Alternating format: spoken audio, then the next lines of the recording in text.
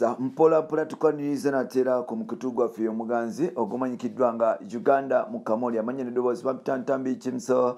namanu kiboya Maxud Junior webale kwanti otambula naffe webale kwanti otwagala webale kwanti subscribinga gwe chali wange ya subscribinga ate na watana kwanti subscribinga ngamba kasero bene subscribinga tutambule maso fena mpola mpola mugama utya bana Uganda baganda bangombe kwanti mukola mwebale kwanti muntu wagala mwebale kwanti eva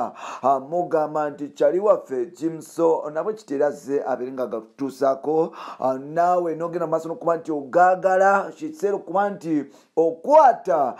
chokwata kwata clip eno otandika okumanti ogitambuza sharinga ne bachalibo amawuli basobola okuba nti bagafuna mwebale kuba nti muntu wagala Uganda Mukamoli mwebale kuba nti abalekinze page yaffe ku Facebook mwebale nnyo ate namwe batama kuba nti mulikinga page eyo mbagenda basaba ekintu kimu mukene mulikinga page yaffe Uganda Mukamoli tusobola okuba nti tutambula ffenna mpola mpola system big day agwandede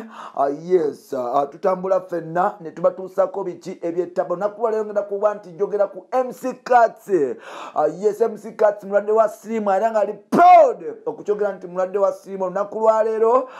yes waliwo byavuddeyo nayogerako nti yes nga ate musanyufu nnyo mpola mpola sono lwekyo okubeera n'esirimu simusanga okubeera n'esirimu sibuteesobola okubeera n'esirimu kirekerawo okuba nti kyekwasa omusoso yate osobola okubeera n'esirimu n'ogenda mu maaso n'okuba nti okola ebintu ebyettabbu n'achivinga dreams zo n'ofuna omukyala omulungi n'omukuba embaga n'omugulira amamotoka ag'ebbeeyi n'ogenda mu maaso n'okuba nti okola ebintu ebyembeeyi kubanga sirimu bafuuka bulwadde bwa bulijjo sono lwekyo gwe kyali wange tebakumalamu maanyi tebakutiisatiisamu ogenda fenkeera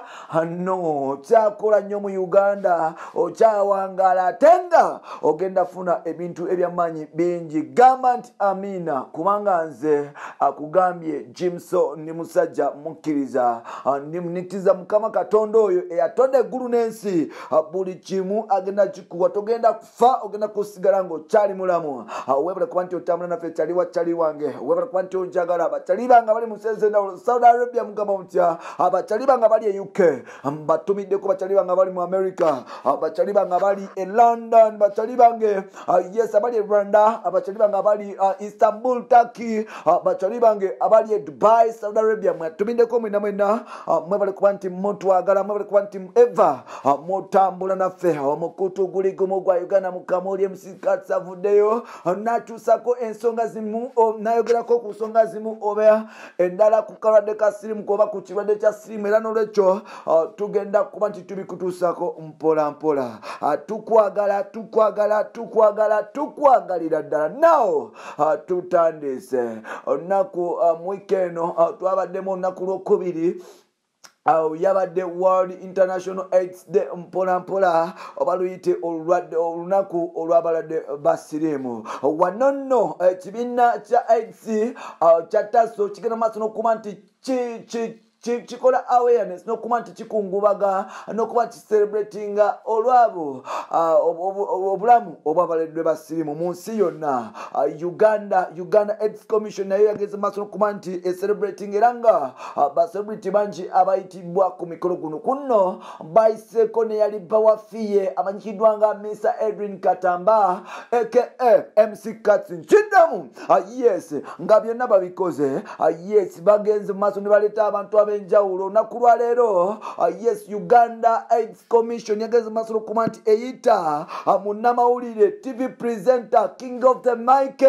one lord boss king of the mic bamuyitani one Edwin Katamba aka MC Cuts emukuba celebrity obaliyawo abava ne balangira last year nga balina kalwadde ka mukenyenye era nga MC Cuts yagenda masolo kuba nti obaliyawo ayogerwako abantu abenjawulo naye tekyamugana kuba nti yagenda masolo kuba nti akola ebintu ebyetabu yasigala nga alumarabidi Cuts gwali maka gwedde mu December era ffe waneno ku mukutu omugazi okumanyikiddwa nga Uganda Mukamoli nga tutandika system mpola twavaayo ne tubagamba nti MC Cuts alangiridde nga bali omulwadde wa sirimu bangi mwali mugamba tulimba twagenda maaso n'okuba nti era tugawandiika ku African Social Television z'omu kwabo ze yawandiika article yo mu Uganda nenvayo nenangira MC Cuts singa bwali omulwadde wa sirimu. Bangi batandika okuba nti banvuma n'okuba nti batusosola n'okuba nti obaoliawo bagenda mu maaso n'okuba nti batunafuya nga bagamba tuwandiika era nga Uganda Mukamuli ne bavaayo ne bagamba nga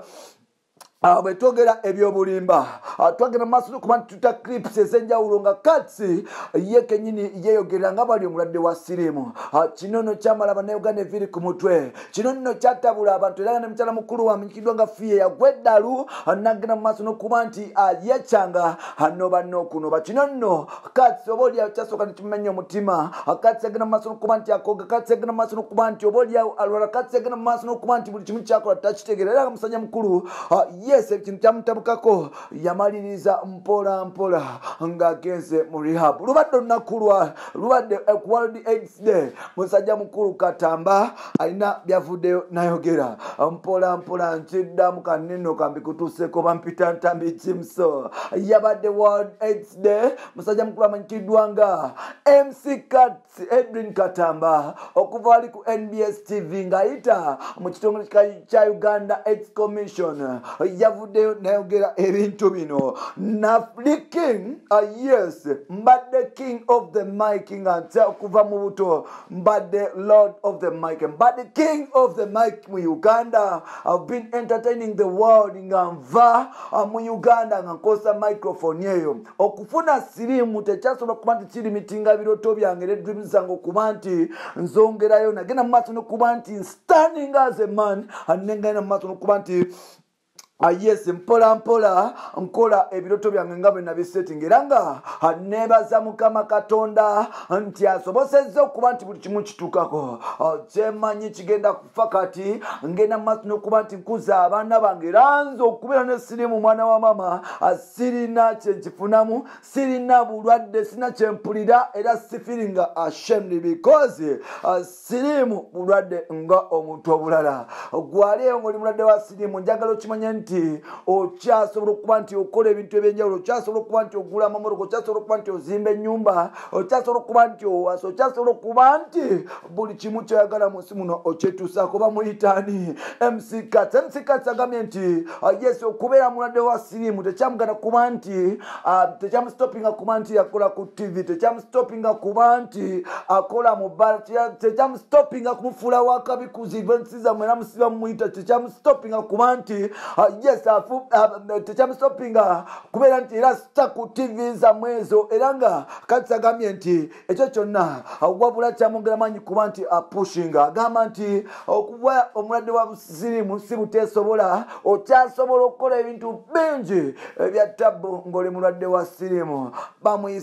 Bamuyite Edwin Katamba aka MC Katz. No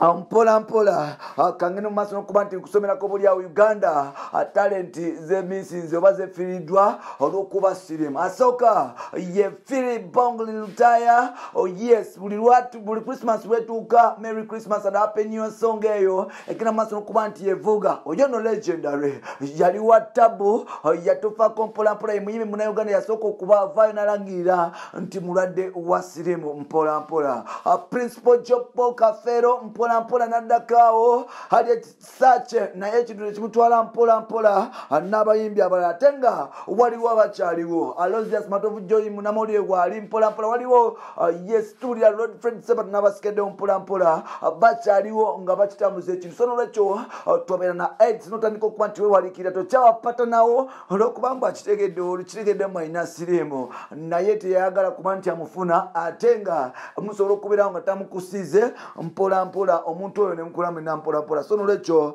nsuubira byebyo mwebale kuba nti mutambula naffe ngenda tumirako buli kyali wange ne